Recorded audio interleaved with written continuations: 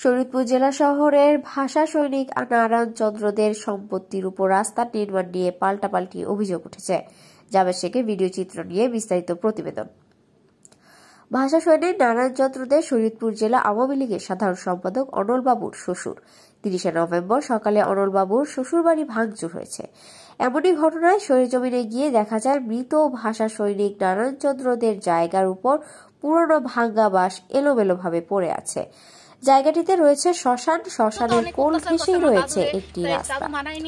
রাস্তাটি সরু ছিল। স্থানীয় জানান, বাঁশের বেড়া ভেঙে ইট বিছিয়ে রাস্তা প্রশস্ত করা নিয়ে এই ঝামেলা বাঁধে। এখানে তেমন কোনো মারামারি বা ভাঙচুরের ঘটনা ঘটেনি। এ বিষয়ে বাড়ির প্রয়াত নারায়ণদের ছেলে রতন কুমার দে বলেন, আমি ভোরবেলা ঠাকুস ঠুকুস আলাপ পাইয়া বেরোয় দেখি বেড়া ভাঙছে। এ সময় প্রয়াত নারায়ণদের নাতি শুভ্রা বলেন, আমার দাদু মানবতার খাতিরে হাঁটার রাস্তা দিয়েছিল। হাঁটার রাস্তা থেকে এখন রিকশার রাস্তা নেওয়ার জন্য আমাদের উপর মারামারি করছে। এসব কিছু করছে প্রতিবেশী রব্বানি।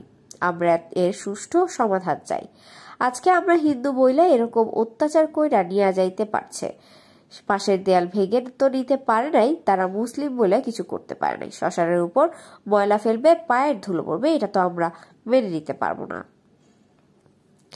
ঘটনাস্থল পরিদর্শনে এসে হিন্দু বৌদ্ধ খ্রিস্টান ঐক্য পরিষদের সভাপতি শঙ্কর প্রসাদ চৌধুরী বলেন, রাস্তা হচ্ছে সরকারি।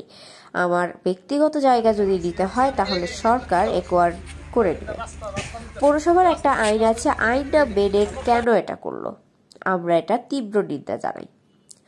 অভিযোগের বিষয়টি প্রতিবেশী রব্বানির কাছে জানতে চাইলে তিনি মুঠোফোনে বলেন, এই রাস্তাটি জনসাধারণের প্রয়োজনে আজকে ইট দিয়ে সোলিং করেছে। এই রাস্তাটি পৌর মেয়র টেন্ডার দিয়ে সিএস পাস করিয়ে গত বছর করতে এসেছিলেন ঠিকাদার মোহাম্মদ ফরহাদ ঢালির মাধ্যমে। তখন আওয়ামী লীগের জেলা সেক্রেটারি অনল বাবুর প্রভাবে এই রাস্তাটি পৌর মেয়র করতে পারে নাই। তাই এখন জনসাধারণের প্রয়োজনে জনগণ এই রাস্তাটি ইটের সোলিং করে দেয়। এতে আমার কোনো দোষ ছিল না। এমনকি আমি এখনো ঢাকায় আছি, আমি বাড়িতে ছিলাম না। সকালে থানা থেকে পুলিশ প্রশাসন সরেজমিনে গিয়েছিল, এমনকি সেনাবাহিনী এখানে এসেছিল। তাদের কাছে সম্পূর্ণ অভিযোগের কথা তুলে ধরা হয়েছে।